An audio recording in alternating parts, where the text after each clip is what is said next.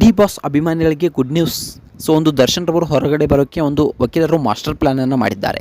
So ಆ master plan ಏನು, ಇದು ಡಿ ಬಾಸ್ ದರ್ಶನ್ ರವರ ಒಂದು ವ್ಯಕ್ತಿತ್ವದಲ್ಲಿ ಒಂದು ಏನಾದರೂ ಚೇಂಜಸನ್ನು ಮಾಡುತ್ತಾ, ಸೊ ಇದು ವರ್ಕ್ ಆಗುತ್ತಾ, ಬೇಲ್ ಸಿಗುತ್ತಾ ದರ್ಶನ್ ರವರಿಗೆ, ಅಷ್ಟಕ್ಕಾದರೂ ಆ ಮಾಸ್ಟರ್ ಪ್ಲ್ಯಾನ್ ಆದರೂ ಏನು, ಇದೆಲ್ಲದರ ಬಗ್ಗೆ ಸಂಪೂರ್ಣವಾದ ಮಾಹಿತಿಯನ್ನು ಈ ಒಂದು ವಿಡಿಯೋದಲ್ಲಿ ನಾನು ನಿಮಗೆ ತಿಳಿಸ್ಕೊಡ್ತೀನಿ. ಒಂದು ಗುಡ್ ನ್ಯೂಸ್ ಅಂತಕ್ಕಂಥದ್ದನ್ನು ನಾವು ಇಲ್ಲಿ ಹೇಳ್ಬೋದು. ಸೊ ಹಾಗಿದ್ರೆ ಬನ್ನಿ ತಡ ಯಾಕೆ ಮಾಡೋದು, ವಿಡಿಯೋನ ಸ್ಟಾರ್ಟ್ ಮಾಡೋಣ.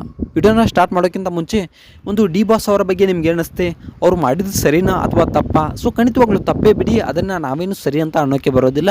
ಆದರೆ ಒಂದು ಕೋಪದ ಕೈಗೆ ಬುದ್ಧಿ ಕೊಟ್ಟಿದ್ದಾರೆ ಅಂತಕ್ಕಂಥದ್ದು ನಮ್ಮೆಲ್ಲರ ಅಭಿಪ್ರಾಯವಾಗಿದೆ. ಸೊ ಒಂದು ಡಿ ಬಾಸ್ ದರ್ಶನ್ ರವರ ಬಗ್ಗೆ ನಿಮ್ಗೆ ಏನಿಸುತ್ತೆ, ಅವರು ಮಾಡಿರೋದು ತಪ್ಪಾ ಅನ್ನೋದನ್ನು ಕಮೆಂಟ್ ಮಾಡಿ. ಹಾಗಿದ್ರೆ ತಡ ಯಾಕೆ ಮಾಡೋದು, ಬನ್ನಿ ಸ್ನೇಹಿತರೆ ವಿಡಿಯೋನ ಸ್ಟಾರ್ಟ್ ಮಾಡೋಣ. ಮೊಟ್ಟ ಮೊದಲನೇದಾಗಿ ಹೇಳಬೇಕಪ್ಪ ಅಂತಂದರೆ, ಡಿ ಬಾಸ್ ದರ್ಶನ್ ರವರು ಹೊರಗಡೆ ಇದ್ದಾಗ ಸೊ ಹಲವಾರು ಜನರಿಗೆ ಒಂದು ದಾನ ಧರ್ಮವನ್ನು ಮಾಡಿದ್ದಾರೆ. ಸೊ ತಮ್ಮ ಮನೆಯವರಿಗೆ ಬಂದಂಥವ್ರನ್ನ ಯಾವತ್ತಿಗೂ ಕೂಡ ವಾಪಸ್ ಕಳಿಸಿಲ್ಲ.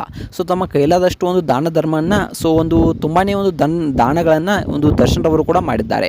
ಸೊ ತಮಗೆ ಎಷ್ಟಾಗುತ್ತೋ ಅಷ್ಟು ದಾನವನ್ನು ಕೂಡ ಒಂದು ದರ್ಶನ್ ರವರು ಮಾಡಿದ್ದಾರೆ. ಸೊ ಎಷ್ಟೋ ಪ್ರಾಣಿ ಪಕ್ಷಿಗಳಿಗೆ ಒಂದು ಆಸರೆಯಾಗಿದ್ದರು ಡಿ ಬಾಸ್ ದರ್ಶನ್ ರವರು.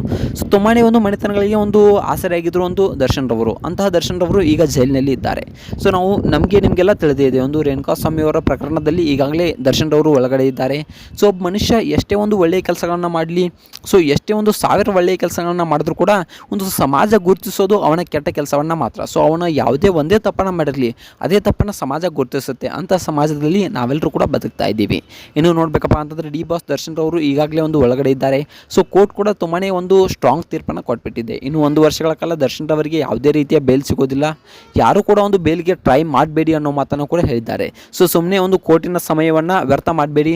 ಸೊ ಡಿ ಬಾಸ್ ದರ್ಶನ್ ರವರಿಗೆ ಒಂದು ಯಾವುದೇ ರೀತಿಯ ಬೇಲ್ ಸಿಗೋದಿಲ್ಲ. ಇನ್ನು 1 ವರ್ಷಗಳ ಒಳಗಡೆ ಸೊ ಇವರ ಈ ಒಂದು ಮುಕ್ತಾಯವಾಗಬೇಕು, ಈ ಒಂದು ಕೇಸು ಆದಷ್ಟು ಬೇಗ ಮುಕ್ತಾಯವನ್ನು ಮಾಡಿ 1 ವರ್ಷಗಳ ಕಾಲ ಯಾವುದೇ ರೀತಿಯಾಗಿ ಬೇಲ್ ಸಿಗೋದಿಲ್ಲ ಅನ್ನೋ ಮಾತನ್ನು ಡಿ ಬಾಸ್ ದರ್ಶನ್ ರವರಿಗೆ ಒಂದು ನ್ಯಾಯಾಧೀಶರು ಹೇಳಿಬಿಟ್ಟಿದ್ದಾರೆ, ಡಿ ಬಾಸ್ ದರ್ಶನ್ ರವರ ವಕೀಲರಿಗೆ.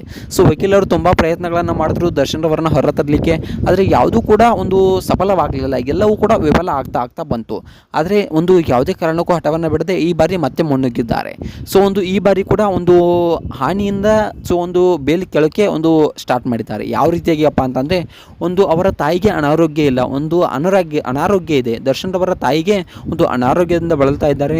ಸೊ ಆ ಅನಾರೋಗ್ಯದ ಕಾರಣವನ್ನು ಇಟ್ಕೊಂಡು, ಹಾಗೆ ಒಂದು ದುಡಿಮೆಯ ಅಂದರೆ ವೃತ್ತಿ ಜೀವನ ಹಾಳಾಗ್ತಾ ಇದೆ ಅನ್ನೋ ಒಂದು ಕಾರಣವನ್ನು ಇಟ್ಕೊಂಡು ಒಂದು ಬೇಲನ್ನು ಕೇಳೋಕ್ಕೆ ಒಂದು ವಕೀಲರು ಹೋಗ್ತಾ ಇದ್ದಾರೆ ನ್ಯಾಯಾಧೀಶರ ಮುಂದೆ. ಸೊ ಈ ಒಂದು ಪ್ಲ್ಯಾನ್ ವರ್ಕೌಟ್ ಆಗುತ್ತೆ ಅಂತಕ್ಕಂಥದ್ದು ಒಂದು ಕನ್ಫರ್ಮೇಷನ್ಸ್ ಕೂಡ ಸಿಗ್ತಾ ಇದೆ.